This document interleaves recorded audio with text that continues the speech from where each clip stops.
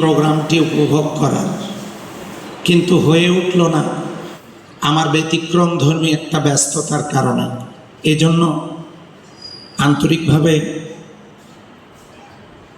দুঃখ প্রকাশ করছি। প্রিয় ছাত্রছাত্রীবৃন্দ, আমরা জীবন কুসুমকে পরিস্ফুটিত করার জন্য আমরা সর্বাত্মক চেষ্টা চালিয়েছি। যারা মেধাবী ছাত্রছাত্রী তারা এই বাগানে একটি পুষ্পিত ফুল হিসেবে আবির্ভূত হয়েছেন আমাদের এই সমাজে। দোয়া করছি তাদের জন্য, আল্লাহ তাদেরকে আরও সুন্দরভাবে জীবন গঠন করার তৌফিক দান করুন।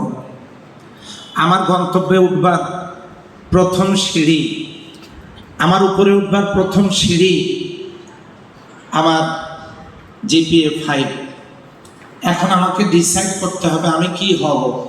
ডাক্তার হব, ইঞ্জিনিয়ার হব, প্রফেসর হব, শিক্ষক হব, সাংবাদিক হব, প্রশাসনে যাব, আমি কি করব?